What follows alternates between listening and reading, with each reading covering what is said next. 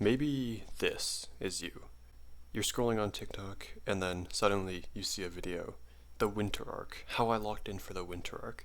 The amount of muscle I built in the winter arc. You're like, wow, these people are so locked in. I'm gonna give this a try as well. And for a while, you actually start to break those bad habits holding you back. You start to slowly improve your life. Maybe you quit some addictions. Maybe you build a lot of good habits. But after a while, it's over. You lose all of your effort. And this is a super common trap that a lot of people fall into when they pursue this winter arc trend. And I think that the winter arc is probably one of the most harmful trends for self-improvement. Now, obviously speaking, it's a good habit to lock in, right? It's still a good thing overall that people are locking in because of this trend. It kind of loses the point of self-improvement, and I'll touch on that more later. The real issue with it is that your life returns to the way it was practically before it started. So maybe you've heard of those famous YouTubers, those famous influencers. They make those videos, how I lost 100 pounds and then gained it all back, like within a month. So that's super common. Like this happens to people way more than I thought originally. So if you're watching this video, I'm going to guide you on how you should not approach the winter arc and how you should. How you should use it as advice, as motivation, but also explain why it's so harmful, why it actually is a bit of a trap. So even the name, the winter arc, is actually something wrong with the name. And then specifically it has to do with the word winter. So for those of you who don't know, the idea is that during the winter, during the cold season, you just grind. You just go after your goals, just achieve everything. You lock in. And this is great and all. The real issue is that it's only the winter. To the forms of true self-improvement, it kind of is lacking because it's only the winter. You only do it for the winter. And so your progress will only come during the winter. It implies that after the winter is over, you kind of locked out. Like you go from really locked in during the winter and then lose all of the progress you made because I don't know, I guess you decided, oh, well, the winter's over now, so the winter arc is done, and now I'm going to just go back into all those bad habits. I'm going to gain all the weight that I lost, reverse all of the progress that I made. But there's also another important issue with the winter arc. It's the way that people frame everything, the way that people describe it, and specifically it has to do with how it's described as a sacrifice. So for example, something that people will say like, oh, I'm going to stop drinking for 4 months during the winter. You know, it'll be really hard, but like, I'll get through it. I hope this winter arc goes really well. The real issue is that you find it as a sacrifice. You're thinking that you actually enjoy the alcoholic pursuits. The issue is that originally you believe that you need to do these bad habits. You think that the bad habits are actually good for you. Now, obviously, you don't think that pursuing alcoholism is a good thing, but you do think that you're giving up something, that it's causing you pain to do it. And this is more of a subtle topic, that like romanticizing a gruesome and tedious and painful journey, when in reality you should spend most of your time being pretty happy. Like you should be happy that you stopped drinking, not sad. And so a lot of the people who feel sad about it, they'll think to themselves, well, I really wish I could have it. I really wish I could have a drink. Just so sad about it. You know, I mean, it's this period of sacrifice just until the end of the winter. That's all I have to do. And that is why most people do not achieve their goals. Even in my school, actually, some kids last year, they made a little contract. It was so stupid. They made a little contract. They had witnesses and everything. They signed it. They're like, I will not do this degenerate action. I will not do that degenerate action.